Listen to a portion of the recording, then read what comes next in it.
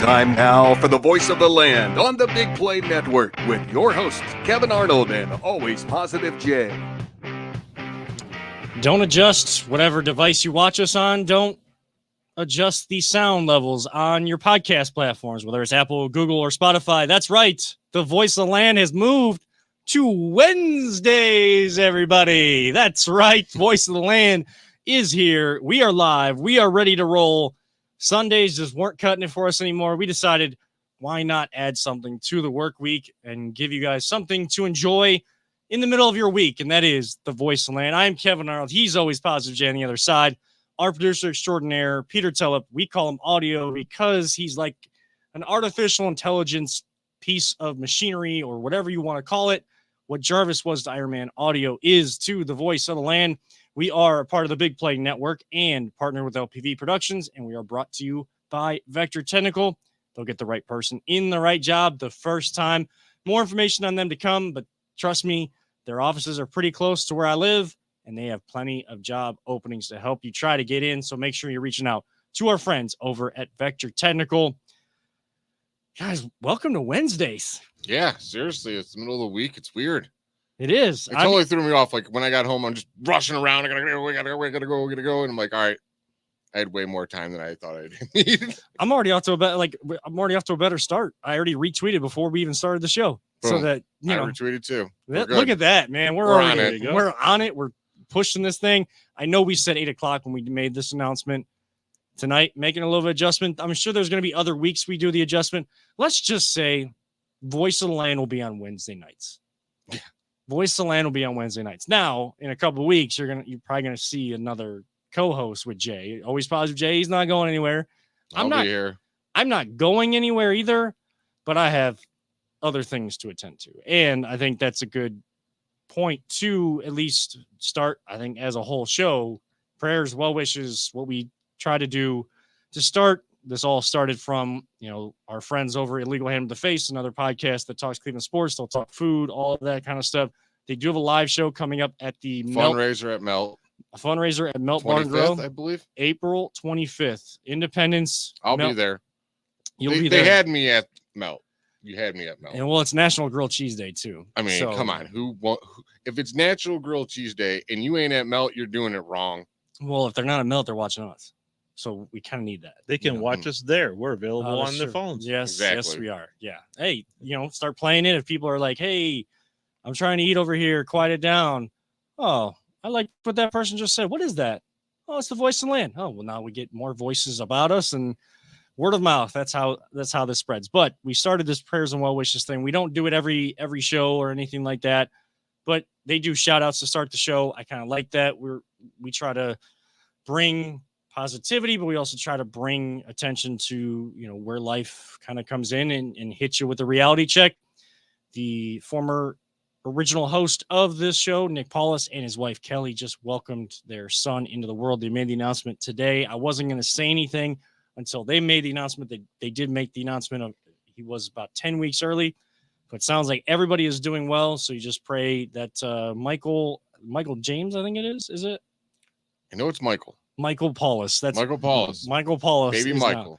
He was born earlier this week, so we welcome him into the world, and we wish all the best to the entire Paulus family on behalf of the Voice of the Land. He's a baby bear, then, I guess. Huh? He's a baby bear. He is a baby bear. That is true. He's got Paulus in him. This kid's going to be a fighter. He'll be all right. Yes. Now, we have a team in town. Look at this. We're getting into our first topic of the night. Hey. We have a team in town that are fighters, but have not come out on top as of late at home, going 2-4 on this 6-game homestand. That is your Cleveland Guardians. We hope to have Andy Billman, the director of Believe Land, the 30 for 30, but also recently War on the Diamond, which I checked out and is absolutely fantastic. Oh, it's amazing. I feel like there is a generation and a half of people that have just totally neglected or forgotten about, haven't been taught about the rivalry that is between Cleveland baseball and New York Yankees baseball. This documentary goes into all that. And I want to ask Andy, what has happened? Why is Progressive Field so influxed with Yankees fans every single time? Where is that sports hatred when they come to town or when we face the Yankees? Thought maybe would kickstart last year. when Miles Straw took issue with people throwing things, saying things, at Stephen Kwan, Oscar Gonzalez, those guys out in the outfield actually climbed the fence at New Yankee Stadium and thought maybe that would kind of reignite. And some of the younger generations would be like, well, why is everybody talking about this moment meaning so much, and get the conversation going? It doesn't seem like that has happened. I think what's going to take that is more matchups in the playoffs and us beating the Yankees in the playoffs. A good old again. back and forth in the playoffs will always restart a nice rivalry. Me personally, I still hate them with the passion. I've always hated, yes. On the power rankings of teams I hate, they are number one without a doubt. I can't stand them. They drive me nuts when we lose to them. Like, it, even though it's a long season and it is kind of a meaningless game in a way, you could say, I hate it just as bad as when we lose to the Steelers or I don't know, anybody when we lost I wouldn't say lost the Warriors in championship, but you get my point. Yes. Like, it drives me nuts when we lose to them. But on the flip side, when we beat them, it's just 3 times as sweet as when we beat anybody else. It is. And look, I hate the pinstripes. I hate, all like these so-called like old school baseball rules or whatever. These guys can't have beards. They can't have. As a man with a beard, I can't. That's another thing I hate about them. Dude, I hated them so bad when I was a kid. I liked the Red Sox. And then they won some World Series, so I stopped liking them so much. Yeah. So I was like, all right, you guys want enough. You can go away for a while. Yeah, I mean, just like, the feel-good stories of Terry Francona helping the Red Sox lift their curse and win a World Series, and then they won a few. And the Cubs, I mean, they haven't won a few, but they at least knocked off their drought of over 100 years. We're at 75 years, I'm pretty sure. Cleveland baseball haven't won a World Series since 1948. It's about time. And this is a team beyond about time. This is a team with a manager that feel can make some noise. Now, a team that's 7-6 right now after 13 games, I'm not going to freak out about. I'm not even going to criticize that much at all because it's a 162 game season.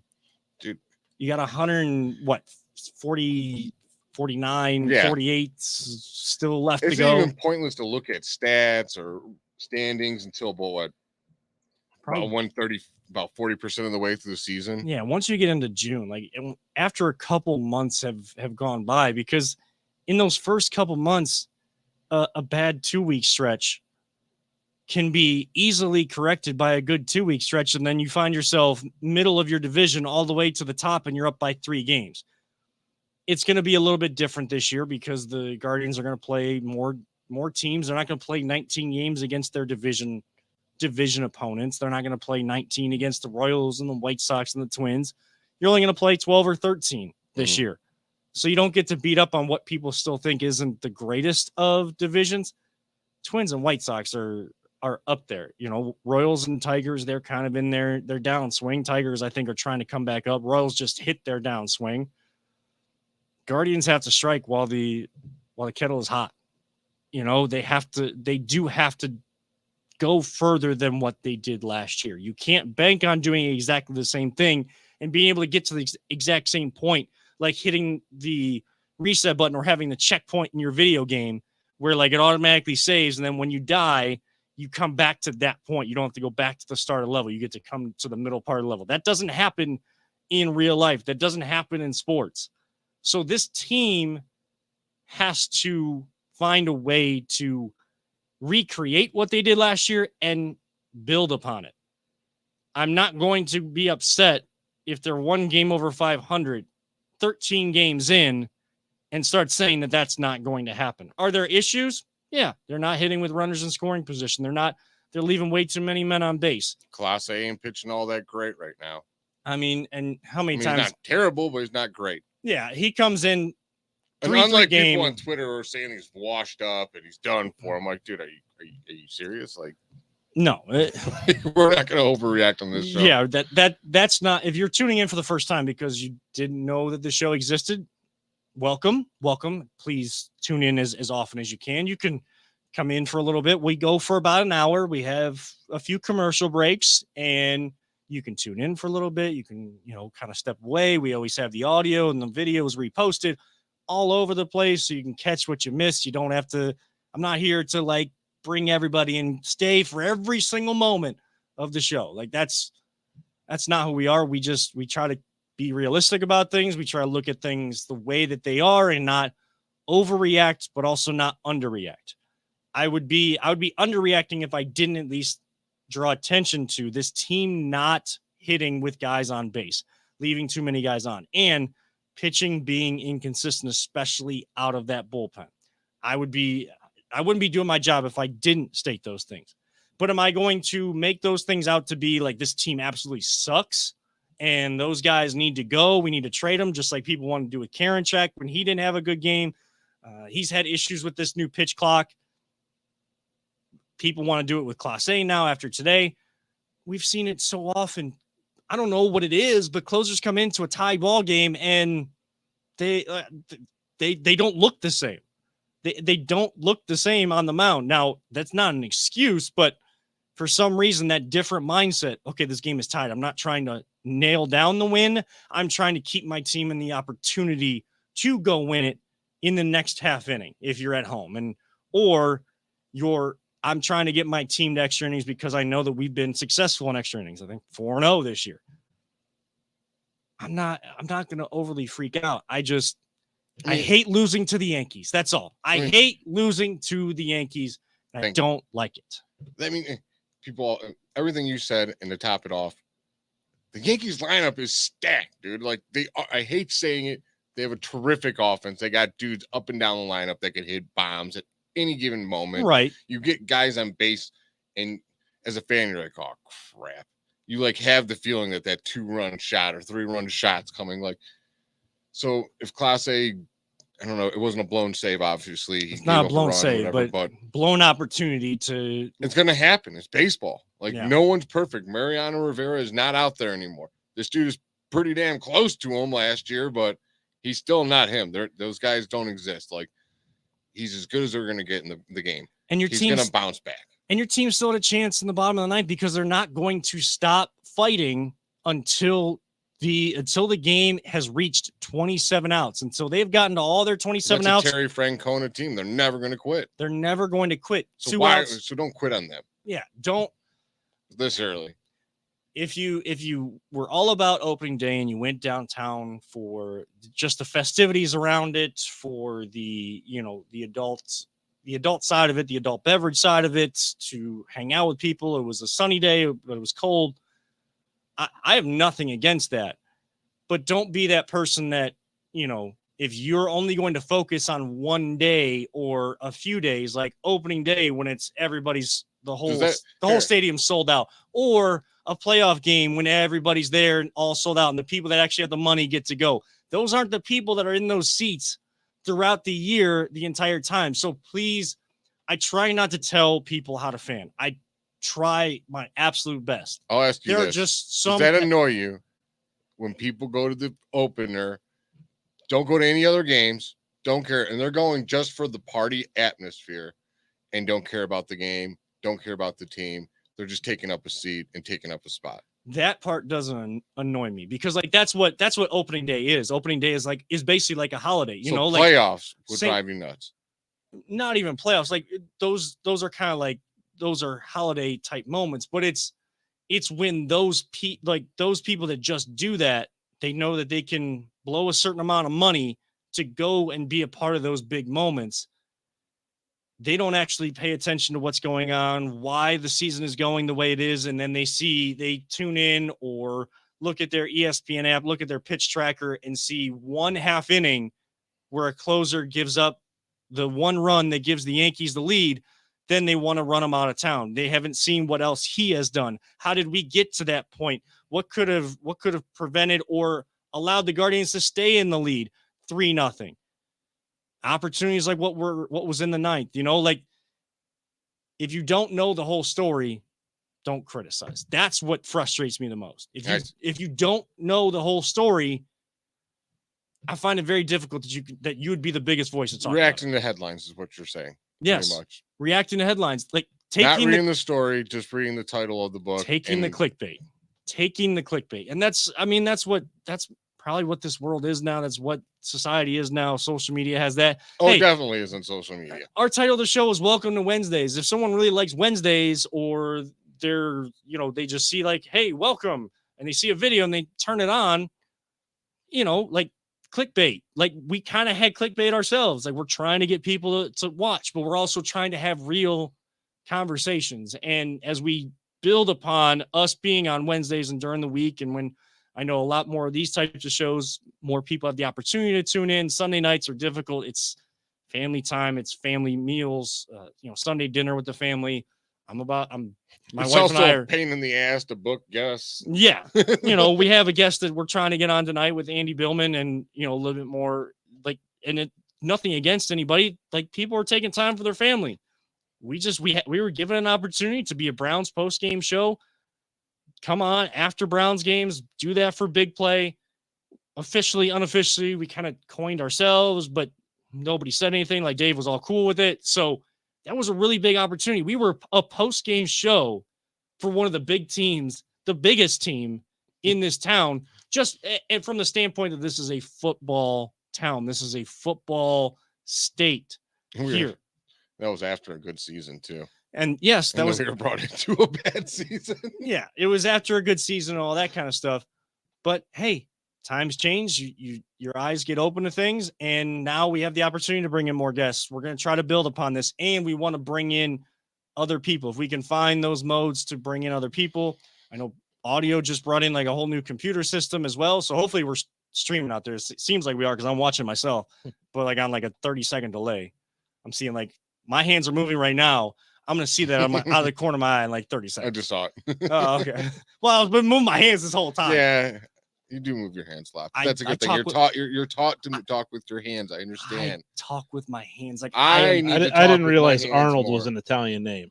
So I don't know. There's a lot running through my veins, and I'm pretty sure I'm more like my mom's side of the family. Even by doing that, they were very outspoken people. So, hey, you know what? Talk with your hands. Show the emotion. Don't just let people hear the emotion. Show the emotion. And I keep doing it. I don't know what to do with my hands. I'm Ricky Bobby. Right. Well, I don't know what to do with my hands. At least I'm actually moving them, but I don't know what they're doing. Yeah. Sometimes I don't even realize I'm doing it. Hey, how the heck did we get on this? This is what we do. This is what we do. Man, even on Wednesdays, we're still the show that gets off the rails. Yes, of course. We'll talk a little bit more Guardians on the other side. Plus, Cavs, playoffs. We just talked about playoffs. A lot of people are going to be downtown. It's the first playoff series. I know I'm pumped for it. First playoff series without LeBron since the late 90s. We will touch on that next. We will hit a short break, and we'll be right back right here on the Voice Land, the Big Play Network. Whether you're looking to hire new talent or start a new career, Vector Technical has you covered. Vector Technical is a 28-year-old staffing firm that has helped thousands of job seekers advance in their career with reputable partners throughout Northeastern Ohio. Vector Technical is more than just a temp agency. With an above-average hire-in rate of 1 in 4 candidates, Vector works hard to connect the right person with the right opportunity the first time. Vector Technical hires for skilled manufacturing and light industrial work and is sure to have a career that you've been looking for. To learn more, visit our website at www.vectortechnicalinc.com. Welcome back to the Voice Land right here on the Big Play Network. Kevin Arnold alongside Always Positive Jay and Audio, our producer extraordinaire, somewhere in the stratosphere as an artificial intelligence.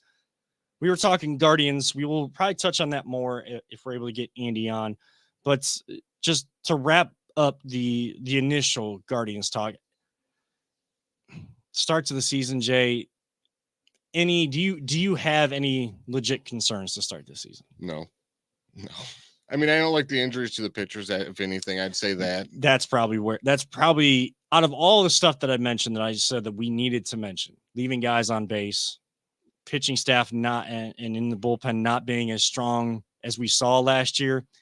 We know that Terry Francona led teams, especially when he's been here in Cleveland, their time of the year is after the All-Star break. They do enough. The worst time of the year now. Is April. I would so like, as far as I'm concerned, they're actually doing better than they normally used I would to love do. to see a better April, like get off to a good start, but then like where does that lead?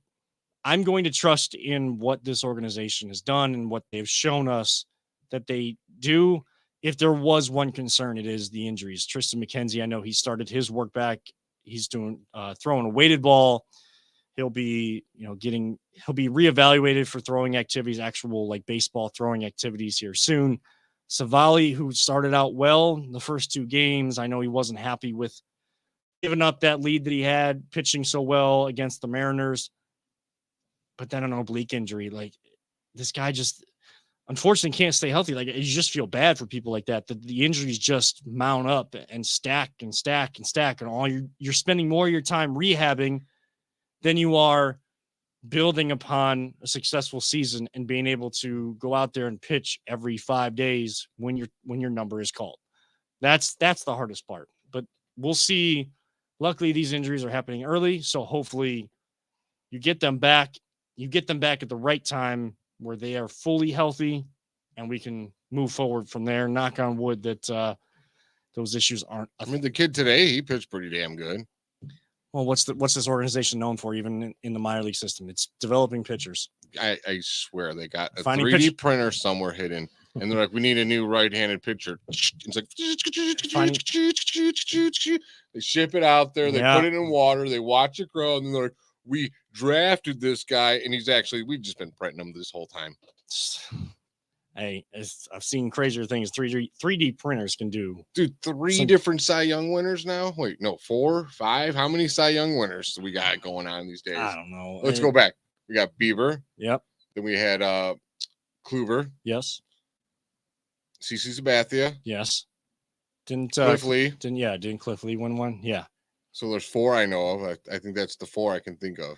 Yeah, and that's 4 different Cy Young winners from one organization. That's insane. Usually you get a guy who makes like a run and he'll get like 4 Cy Youngs, not 4 different Cy Young pitchers. That's crazy.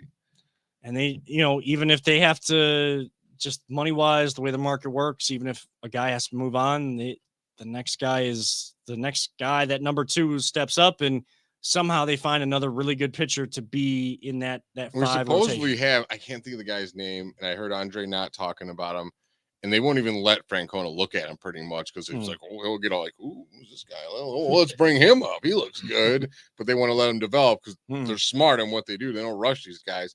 But yeah, we got some really good young talent coming up. So future's always bright with this team. Future's always bright, and future's bright in about 4 days, 5 days. What is it? It's a Saturday. Feels like 100 days. I know. I mean, you got the play-in tournament going on right now, but the Cavs start against the Knicks. We know that they don't have to wait to see who their opponent is. We know who their opponent is. It's an opponent, I believe, that went 3-1 against them this year in the New York Knicks. They came in here without Julius Randle and still beat up on them. Jalen Brunson was... Boy, he was otherworldly in that last game at home. That day, the basket looked twice as big for that kid. Yes, and he's a really good basketball player. Oh, yeah. Coming from Villanova. I think him and Josh Hart played together at Villanova. I mean, that's one of those basketball factories, too, in college basketball.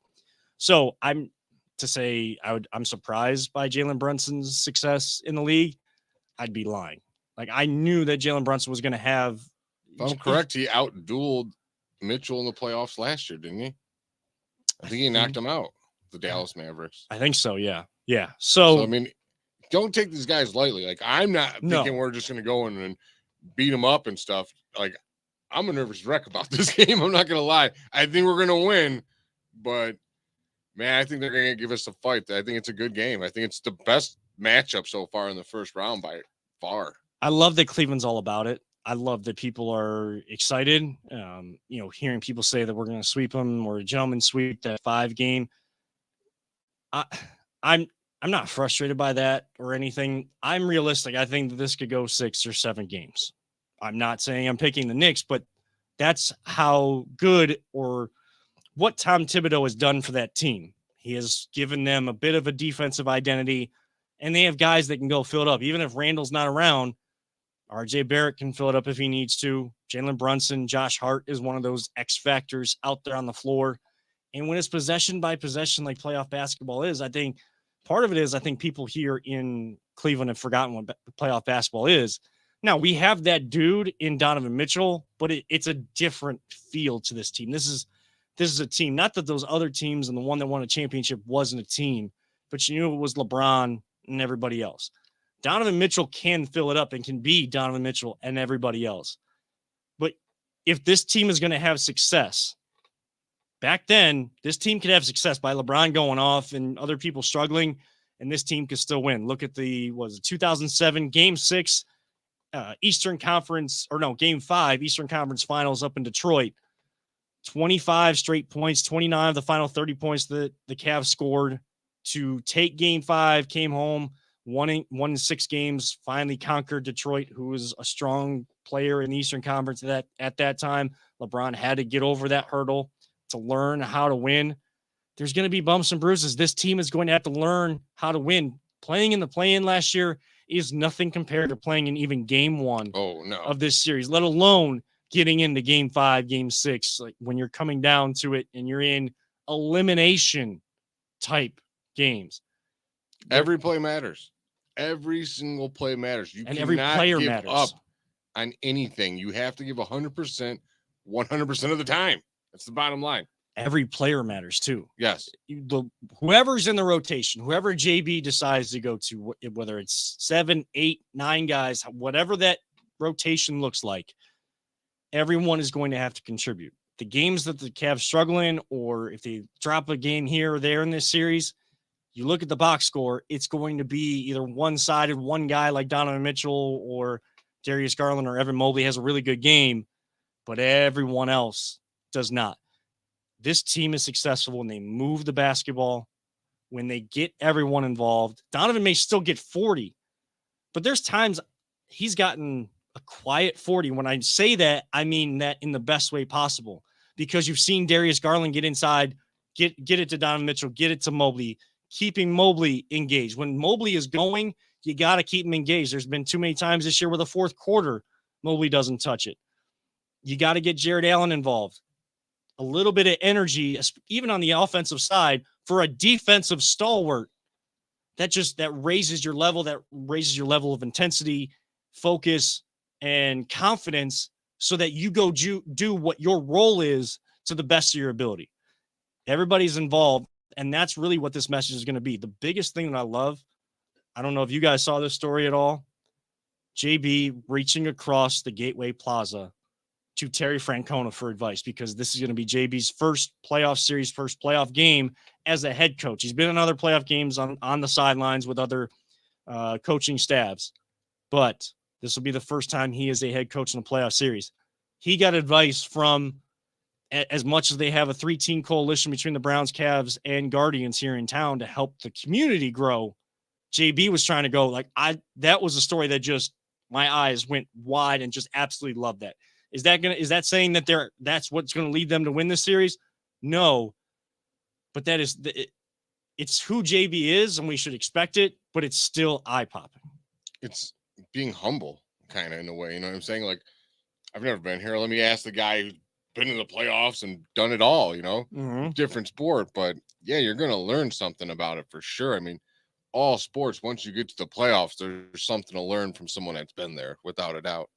The level of energy, the level of noise when you go on the road, like what is that like? Which he's been pumping in excess noise and stuff to like get them used to like that loudness and stuff. That doesn't raise my antennas as much. It helps, but it's just the little things that's what I'm saying. It's the little things. Yeah, because you hear like, the Browns are playing in Florida, but they're going to have like torrential downpours. So they've been they've been trenching the footballs and playing with that so that they secure it. Well, that's the Browns. That's the Browns. I mean, I'm using the Browns as an example because they're here in town. But I mean, it's the same thing if we were out in Denver and it's the Broncos. Like, Broncos are traveling across the country to Florida in these torrential, like whatever weather, they did this to prepare. Or it's a playoff game and they're pumping in crowd noise in the practice facility. I know that the Cavs did more because they don't just talk about it. They are about it, and they go and execute and get the job done when it's necessary. But I've heard things like that before. That doesn't raise my antennas. What raises my antennas is what you just said. A guy that's the leader of a team going into the playoffs, a superstar on this team with a lot of other bright young stars that have a chance to rise to that consistent all-star to somewhat superstar level in the NBA. Humble enough to go reach across and reach out to Terry Francona to get that advice. And whether it's for him, for the team, whatever it is, I just think that is so impactful. And you love to see that kind of relationship. Just you're that close to each other. I would hope that you would communicate at least a little bit. And this city has done it right, where the city leaders and the teams have come together to help build a community too. Yes. And you just got to love that, Kevin. You absolutely have to love that. Now, we don't do predictions on this show. I don't do predictions. If you're tuning in, I'm getting away from you. Like, I don't know, you're wearing on me or something, because I'm like, maybe I should. Yeah, do I don't like to. Here's what I do see happening, because he's going to be on the national stage. I think you're going to see the Evan Mobley coming out party today. This is where the world is going to see what Evan Mobley is about. And like we say, I want him to be about it. Don't talk about it, be about it. And I think he's going to. I think you're going to see a hell of a series from this kid. We say it all the time on the show. We use a lot of cliches on the show, like sports cliches, but there's a reason why we continue to keep them in people's lexicon, in their vocabulary, because they tend to, more often than not, the averages win out to be like, this cliche still matters. Cream rises to the top. When the lights get brightest, and this is only round one of the playoffs, but there's still like national eyes on these teams. There's going to be 16 teams left at that point. And the first weekend, every single game one is going to be for national eyes to see. Like, you're playing New York. You're playing New York. There's a reason they call it the Mecca of basketball. It's not because the New York Knicks have won championships. Right. It's because New York knows basketball. You know why? Yeah. They can't have baseball fields. They can't have football fields or soccer fields. They're too big. You know what they fit in that city are basketball courts. That's it. And I used to think the other way about them. Like, oh, why are they the Mecca of basketball? And they're like, no, true New Yorkers love basketball. They're a massive basketball fan. Their team, on the other hand, is not the Mecca of basketball. No. We were talking earlier about things that frustrate us, but like within the sports world or being a sports fan. When I hear Madison Square Garden referred to as the Mecca of basketball, that frustrates the heck out of me, because the Knicks have not been, the standard at all for a long time, since really the 70s. I know they had good teams in the 90s, but who beat up on them? That would be Michael Jordan. So it's the Mecca. The Madison Square Garden itself is the Mecca of basketball for every opponent that goes in there, because the brightest stars tend to have the biggest games there. That's why LeBron never went there, because he had good games as the opponent. He liked shutting up the crowds. I hope Donovan Mitchell and this team have that. And young guys like Evan Mobley, we see what we saw during the season, and they go show the national audience what they're about. I don't hate Knicks fan. I really don't. I actually think they're fairly respectable fans. I think Spike Lee's a little crazy, but yeah, like if a player, an opposing player is having a hell of a game, they'll applaud you. They'll they'll give you a standing ovation. Like when you do something special in that place, they're smart enough to realize, all right, our team sucks right now, and this dude is just having a hell of a game. Yeah, and they just seem classier than those damn Yankee fans. I can't stand them. Yeah, they're complete opposite fans, I think. Somehow, but I mean, a lot of them would say that they are Yankees although I've fans, never been to a Knicks game, so I could be. Yeah, and like you don't see as much because it's it's got that spotlights all on the court. Yeah, Rocket Mortgage Fieldhouse kind of has that, but when you go, when it was Staples Center or the Coliseum in LA, and more so lately than it was in the past, but when you go in New York, like it's Broadway, it's lights on the stage, spotlights they don't have on the stage. No reputation like the reputation of Boston has. Like they're known for having some jerk fans. Yeah, I mean every fan base does. Like there's definitely jerk fans in the Cleveland fan base too. And when those stories come out, it's not super loud about like how Boston, like a lot of people just really don't like playing there. Yeah, like it has a reputation of being a lot of jerks that go there. Where like the Yankees are known for having some real jerks that go there. Like, You don't hear about that about the Knicks fans. So I got to give it to them, but I still want to beat your ass. Before we hit the break, expectation is to win the series, though, right? Oh, for sure.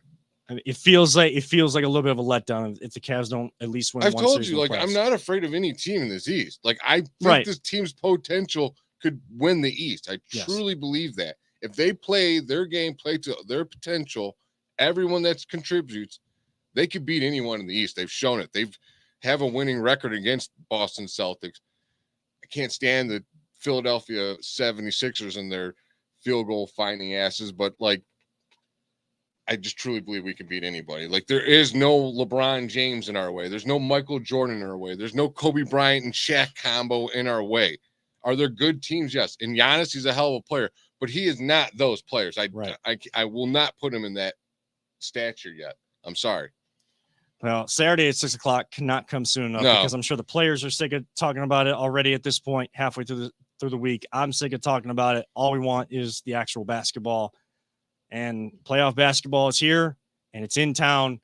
If you have a chance, get out there and make sure opponents feel you just like they always have. It's not 20,562 anymore, but whatever amount of people can fit in that arena, make sure every opponent that comes in feels you and feels you in where they don't shut you up like LeBron tend to like to do.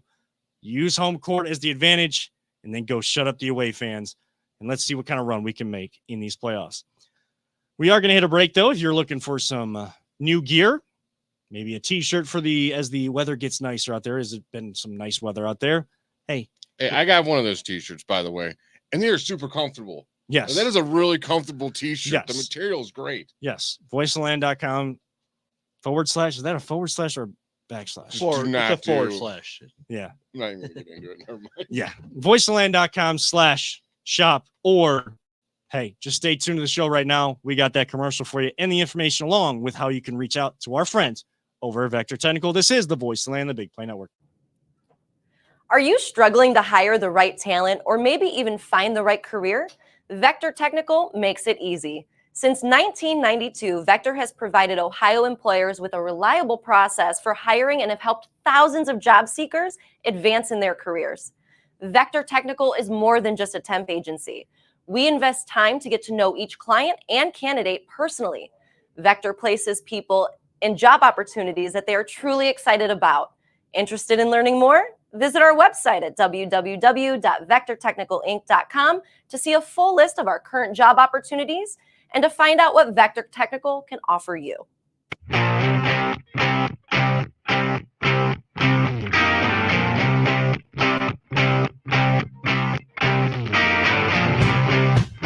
Get your gear at voiceoftheland.com /shop. Welcome back to the Voice of the Land. Kevin Arnold alongside Always Positive Jay Peter Tulp, our producer, and we are so gracious to welcome in a now friend of the show. People have said that if you have a guest on twice on your show, they would be considered a friend of the show. We've talked to Andy several times, but Andy Billman, director of Believe the Land and the recent documentary War on the Diamond, which is absolutely fantastic. Go check it out if you have not seen it yet. All about where the rivalry, this hatred between Cleveland baseball and Yankee baseball fans, especially from the Cleveland standpoint, where that hatred started. Go check that out. Andy, thank you so much for taking some time tonight, joining us. You're welcome to stay on for the rest of the show. We got a couple segments left. We started with Guardian. I'll do whatever you guys want me to do. I'm here to pedal. Whatever you guys want to talk about. Hey. Happy to be back on. And I can't stand the Yankees, and that was an awful. Yeah, basically, if you guys want to understand why you're so mad today, watch the War on the Diamond. You'll understand why you're so mad today. Yes. It's built into us. Yeah, if you're even of the even younger generation, why you should be mad after losing 2 of 3 to the Yankees, especially at home, and that absolute, 11-2 last night, and then losing in the 9th inning 4-3 today to the Yankees. Go watch War on the Diamond. It'll give you all you need to know.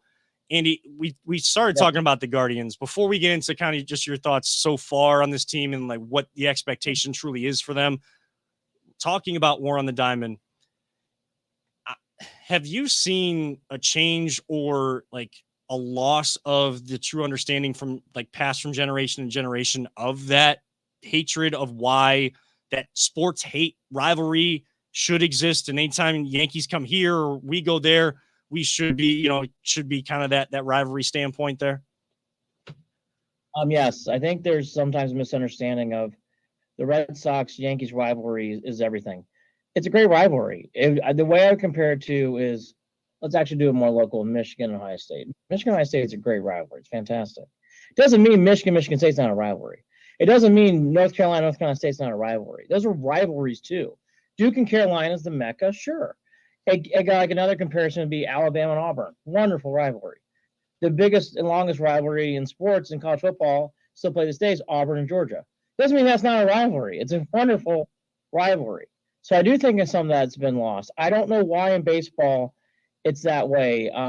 It just is. And so I get very annoyed when I see Let's Go Yankee chants. But I was proud today. We booed them off. It's like, good. Like, it's enough of their snippy Let's Go Yankees. And, it's just so annoying and it's stuffy. And again, like, there's 2 or 3 big things, and there's many big things. But the Chapman incident, I mean, a man died from a pitch from a Yankees pitcher. Need we say more? Okay. Steinbrenner family as a Northeast Ohio, Cleveland-based family. George grew up as a big Indians fan. Don't like that? Okay. There's many moments throughout the 40s and 50s where we broke color lines with Doby, with Satchel Paige, all white Yankees against the first African Americans ever win a championship in America. It's Satchel Paige and Doby from 48. Need we say more? Okay. There's many other examples that throughout time. It is a long-standing rivalry. It is not trying to compare rivalries. They're not Yankees, Guardians, now and then Indians, Yankees is not comparable. Nor should they ever be compared. It doesn't mean it's not personal. It doesn't mean we don't like them. We don't. And it's enough of this. I'm tired of these New York fans coming here, trotting out their tuxedo grays, and acting like they can own the place. I was glad to see some pushback today. That's what it should be. And I respect the Yankee fan. I'm marrying a Yankee fan. It's fine. Like, I can respect it. But I tell her all the time, it's like, tired of this little snippiness. And it's like, it's all about Aaron Judge and Grant and Stanton and all the great ballyhoo. And, we retired and 27 rings. It's enough. It feels like It's they a look great down rivalry. on us. It totally feels like they look down on us. And by the way, I get it. Carolina probably looks down to Carolina State. Get it. I understand it. There's a lot more championships won in Carolina. Well, you know what? Guess who won the first ever championship between the Yanks and the Indians? 1920. Indians did. They beat Babe Ruth that year to win the AL pennant. They ended up winning the World Series that year. That's a fact. The only team that competed with the mighty Yankees, the machine, between 49 and 53 was the Indians. The 148, the 154. The mighty Jeeta, mighty Yankees, and Jeets. They point all this and out in the Rivera. Hall of Fame, by the way. If you go Yes, there's a whole the Indians section were- about how the Indians pretty much broke up their dynasty for a second there. Many times we have. And it's been enjoyable. So there's a lot of that. I think in this town, though, and it's not a bad thing, we are a football community because of the roots of Canton and because of the roots of the Browns, and that's understandable. It doesn't mean we don't have rivalries. I feel that way sometimes, too, about the Cavs. I didn't wear Michael Jordan growing up. I don't like the Bulls. I don't like them. I don't have to like them. I like beating the Bulls. Go Raptors. Beat the Bulls tonight. I don't want to see them anymore. I will never, never, never take that back. I think there are things like the Warriors. I'm never cheering for them again. They're rotten. I think these things, I would hope, play as big as the Steelers, the Ravens, and sometimes I don't feel like they are. I don't know why. I can't classify that, but I have that. Again, it bothers me a lot when I see Clevelanders saying, "Oh, I kind of like Michael Jordan, the Bulls in the '90s." Ugh. Why? I did. This is I totally insane. did. I'm sorry. All right. I was very young. Here's why. All right. I was Yeah, very I'm- young, and my cousin who I'm lived here. upstairs, he had a huge influence. I'm here as your Cleveland therapist to tell you you are going to be healed, and we're going to rid you. Oh, I of hate the Michael Bulls Jordan. I'm now. going to tell you why. Terrible, man. Terrible. Well, what if I terrible. say Don't I Craig, think LeBron's better than Jordan, though? Well, that's a different discussion. And I'll tell you, Yeah. and here's another thing. Here's something I get bothered by, and this is a different topic, but kind of similar in a way. LeBron played for the Cleveland Cavaliers. So the last time the Cleveland Cavaliers were in the playoffs was 2018. not 1998. It was 2000, whatever that was when they qualified last. It's 2018. LeBron was on our team. I think we as a city and fans need to accept LeBron more as he was a team and he won us a championship. He left, but he won us a championship. You know why we're in the playoffs this year? Because Donovan Mitchell's really good. So are we not going to count those years? Years later, like, well, this is the without Donovan Mitchell years. We don't make the playoffs. I think we as Clevelanders sometimes try to make these like mythical grabs, like, oh, see, we didn't need LeBron. The Lakers would never say, hey, this is our first playoff appearance without Kobe or without Magic. They were on the team. We have to accept these things. LeBron played for us. It's okay he played for us. And by the way, he won us a championship. It was wonderful. Man's from Akron, Ohio. I do get agitated about stuff like that. I don't know. Lately, I've been hearing this, but we did it without LeBron this time. It's like, but I think it's okay we did it with LeBron. Am I wrong? Did you for the 18 Cavs just as hard as I do? I would look at it like this. What have the Bulls done since Jordan left? Like, it's hard to recover when you get a huge star, like a mega once-in-a-lifetime star leave your team. We've seen it happen once before. We had to have him come back. And even when we got Kyrie, who's phenomenal, our team sucked. So when you get a guy like his stature leave and you can recover as quick as we did, I think that's what they're celebrating. Sure, but that's not what it should be about. It's like, here's what it should be about. Thank God they made the trade for Donovan Mitchell. He took us out of the play-in tournament and into a playoff team.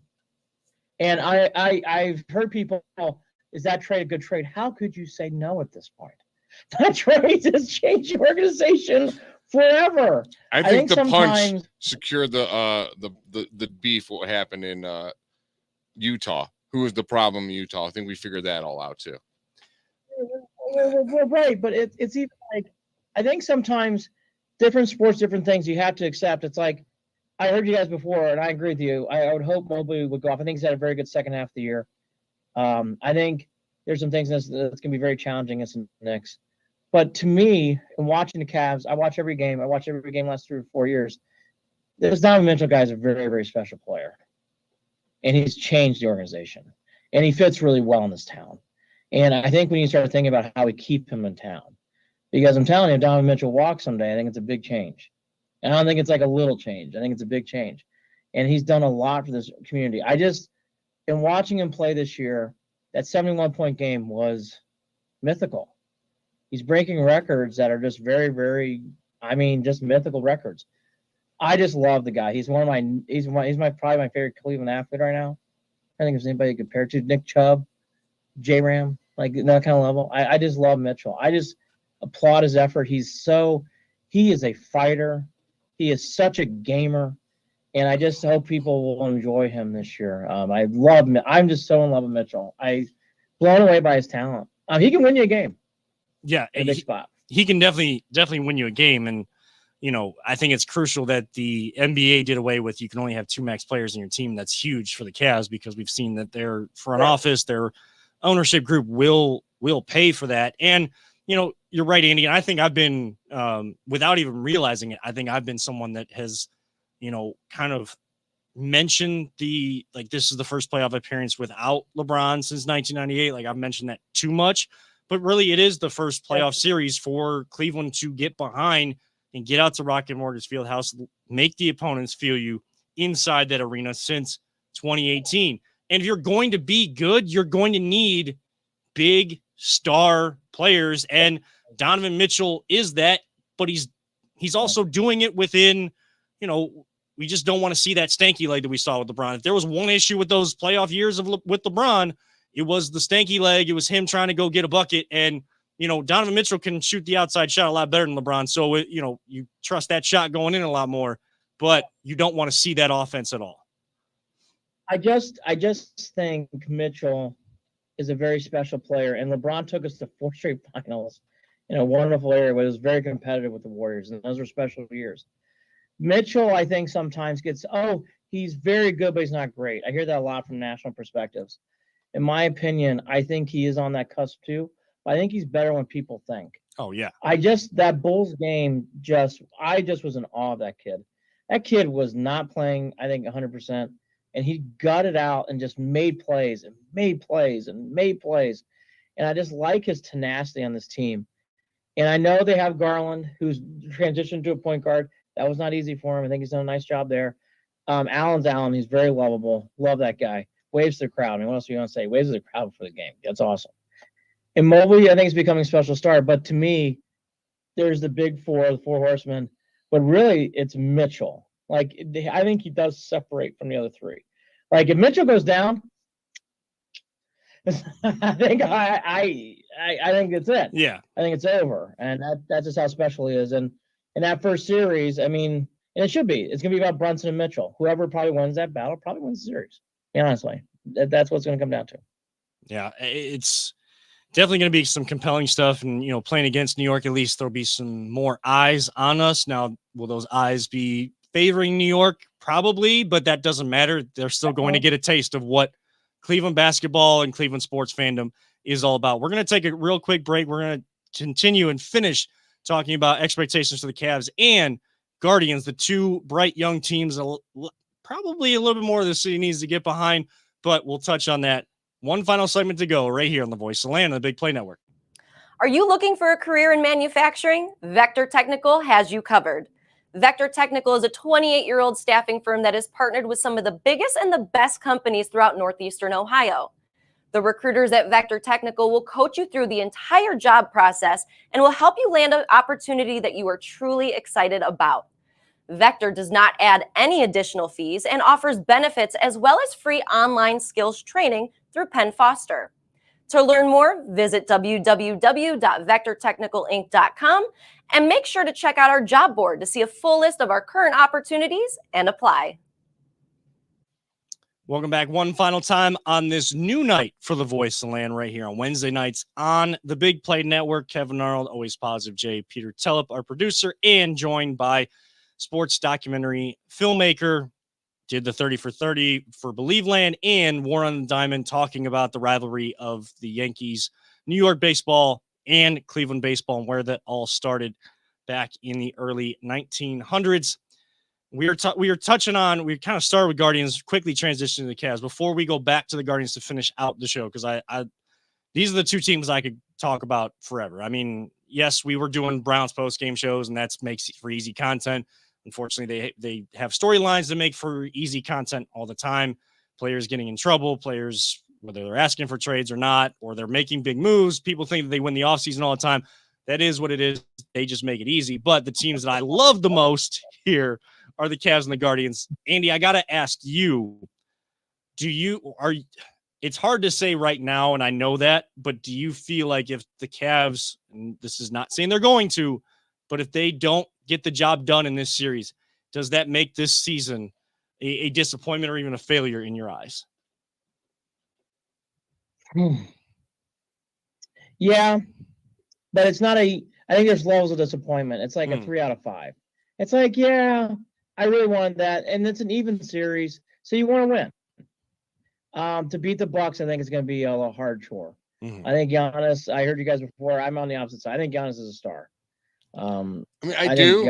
I just don't put him in the Kobe, Jordan, LeBron. Like, I think those are like, you could argue the 3 greatest players that ever hit the court. And I don't think he's on that level. I think he's above Mitchell, who I'm with you, and I think he's phenomenal, like a superstar. He's probably the best player in the league right now, Giannis. That's what I'm saying. Like, he's really good. Like, I think he's Tim Duncan. Mm-hmm. Like, in fact, I think those two guys might be comparable in some ways. He is so good, but like his team around him doesn't like ultimately scare me all that much, I guess I would say. Oh, they scare me. I don't know. Yeah, but they won the finals once, and I like their coach. And Middleton, if he's healthy, is very good. Mm-hmm. And I will say Holiday. Anyways, Bucks to me would be reaching for the stars. Yeah, they should beat the Knicks. It doesn't mean they're going to beat the Knicks. I'm watching the Cavs games this year. I think it's very simple now. Cavs have to figure out. Well, there's 4. Okuro's out, okay, but what are they going to do about the wing? In that series, that's really going to. The Knicks are very big. 2 is tempo.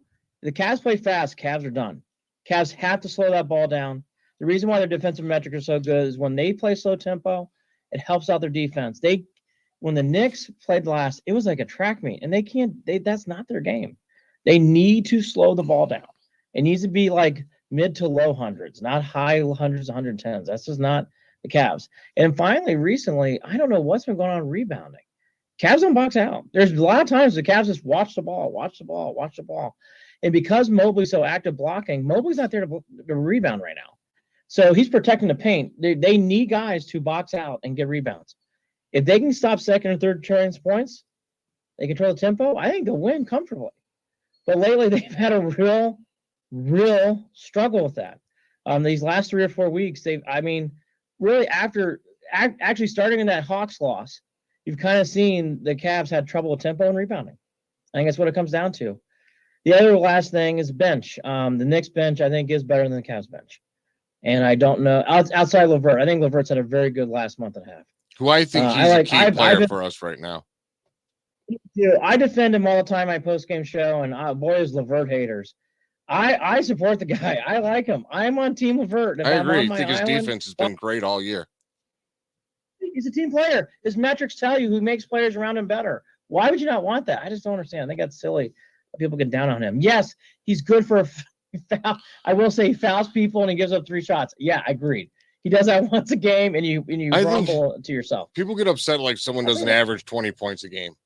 It's like we have Garland, we have Mitchell, we have Mobley. Like there's only so many shots to go around, people. Yeah, and this was a guy that was scoring 40+ points for Indiana, and it was on like a hot scoring streak before we made that trade for him. So people thought that that's what we were getting. This is a guy that is sacrificed. He's coming off the bench. He probably thinks he should be a starter other places, but he has sacrificed to come off the bench, do the dirty work, finish the games, knowing he's going to finish the games, knowing he's going to get a tough defensive assignment, and has bought into that. When you have a good team, people, even if you have a lot of good players and players that probably think that they should be higher in the pecking order than others, they push that to the side. They let those personal feelings just go to the back of their mind, and they do their job, the role that they were given, the role that they have found, the niche they have found with the team.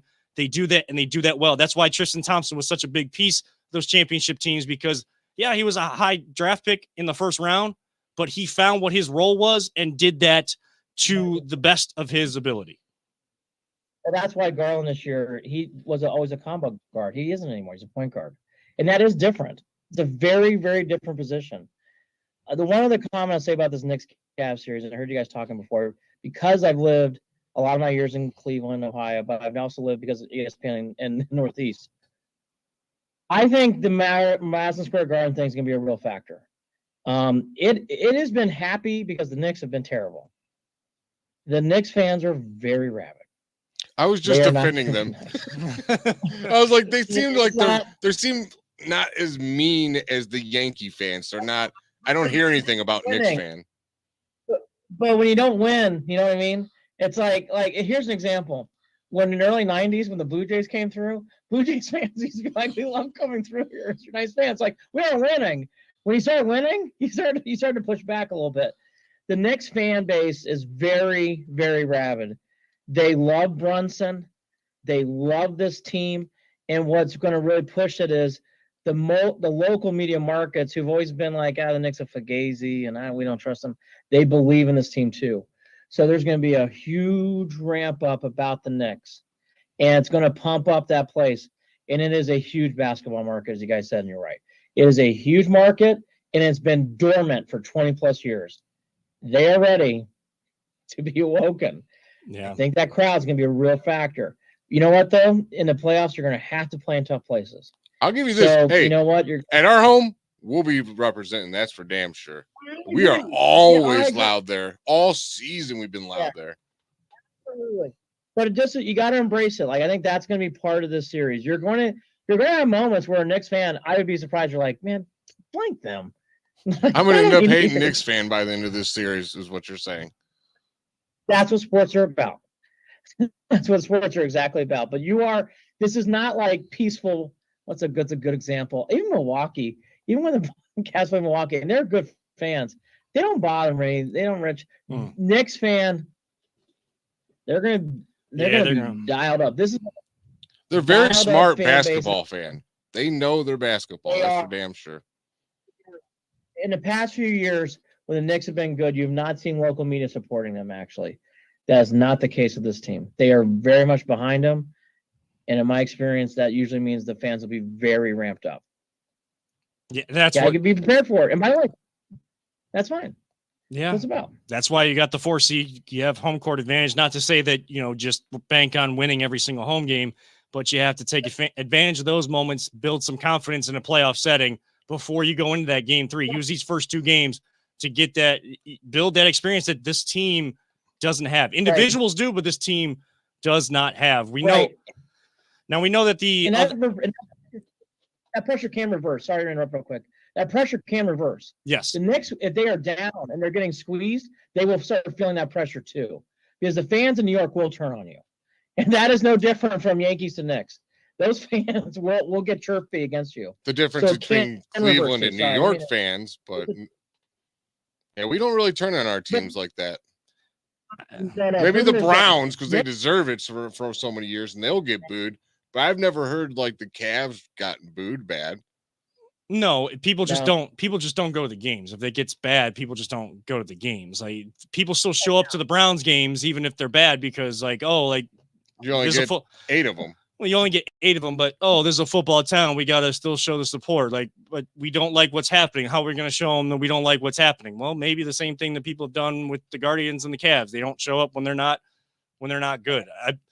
You're right. That's a big point, Andy, that New York fans, media, they'll turn on them if they go down. Now, going down 2-0 when you haven't played a home game, there'll probably be some, but not as much. But you struggle in that game 3. Those Knicks players, they will feel it. And what type of mental toughness, dealing with that New York media, we'll see what that team is made of. Before we get out of here, do want to just finish off with the Guardians as well. Another rabid fan base in New York is the Yankees fans, whether they're actually Yankees fans or they're Yankees, Cowboys, and Laker, whatever fans. Somehow they're like fans. Where do they come from? They come out of the woodwork when they play each other. I don't know. It's like Groundhog's Day, where the groundhog comes out. They, baseball season, Yankees fans see their shadow, or they don't see their shadow, and they decide, oh, I get to stay out now and actually put on my pinstripes. The Yankees fan is a real thing. It's a generational thing. So the Mets fan are very similar, but the Yankees thing is a real thing. And, here's the thing about the Yankees Guardians right now. These 2 teams are close. The difference is what we saw today is the power hitting. I think we saw on display today. Franchi hitting a home run. When you look through the Guardians lineup, J-Ram, we're hoping for some home runs soon. Naylor's hit a couple, finally got one out of Rosario. Those are the big 2 things. He knows those differences in those teams. But the Yankee fan base is born to win. Why? They have a budget to win. And that's down to marketing dollars. And there's a huge story that doesn't get talked about enough about Bally Sports, where they're going to court tomorrow. Where currently Bally's is now trying to undercut the Guardians, not even paying their full rate. And it's going to really hurt the Guardians if they don't get that money. Don't get us started on Bally's. We already went on a rant on them last week. Yeah, it was bad. Huge story. And it's so unfortunate because in other sports, there's shared revenue. There's not in baseball. So which there should be. Oh, well, that's a difference. That's a whole nother rant. That's another show. It drives me. That's probably where the hate for my Yankees start is. All of a sudden, like, they're just allowed to spend more, and I find out that like all these baseball TV deals, and they're just getting way more money. Like, so basically, your population's greater than mine, so you get a better advantage than me. Like, no, that's not fair. Yes. Well, here's what the Yankees do. The Guardians use analytics and very smart trades to raise players up. The Yankees go, you know what we're going to do? We're going to go out. Yeah. There you go. Except for those singles are just hundreds and hundreds of thousands and millions. Look, we're going to throw gasoline in the fire. The Yankees-Indians thing and Guardians thing is a real thing because they're 2 different markets. It's like the EPL. There's no salary cap, so because of that, it is what it is. There's been new money brought in, but that's why I always give the Guardians a lot of respect. They do great job. I think the Dolans get way too much heat. I think the organization gets way too much heat. I love this organization. They make the maximum of it. And yes, there are some things that the Guardians are going to have to do to talk inside baseball. They're going to have to get more hitting, and the starting pitching's on thimbles. If they get one more injury, wow, that's a big loss all of a sudden. So there's a lot of pressure on those teams. Check out War on the Diamond. I think it'll get you a lot more in the history of this story. It is 100+ years old. We're all Browns fans and Canton, Ohio, and Pro Football Hall of Fame. We all get that. The longest running team in pro sports are the Indians Guardians. And there's a lot of history in this town, and there's a lot of great fans. I will say this weekend, when I was here, and what I can see, the fan base is way up, which is always good to see. I bleed this stuff. I got to throw out my own last plug. Check me out at Official Cleveland Sports. I'm on after every game. Sometimes I curse. Sometimes it's happy. Sometimes my kids join. You get all sorts of experiences. For every kind of fan in the world you want there. So WarrenTheDiamond.com. Check me out on Official Cleveland Sports. I love you guys. I'll ask you the last question. Cavs in 7. What do you guys say? I say Cavs in 7. I've said Cavs. I'm terrible at predictions, and just my from my fandom standpoint, superstitions and stuff like that. Like, I'm not Michael Scott where I say, I'm not superstitious. I'm a little stitious. I am superstitious, but I've been saying Cavs in 6. I've been giving them 6, but my mind tells me you should probably be saying 7 games. This is going to be a dogfight the entire time. That's my prediction. That it's going to be a great series. You guys are going to have a just constant back and forth, and everyone's going to be on the edge of their seats the whole time. Agreed. And again, enjoy this Mitchell guy. I think he's such a fun player. Like we said, watch. I've just been blown away by him. I love Mobley. All those other guys I talked about. I really enjoy Mitchell. I think he's just such a joy to watch. I enjoy him a lot.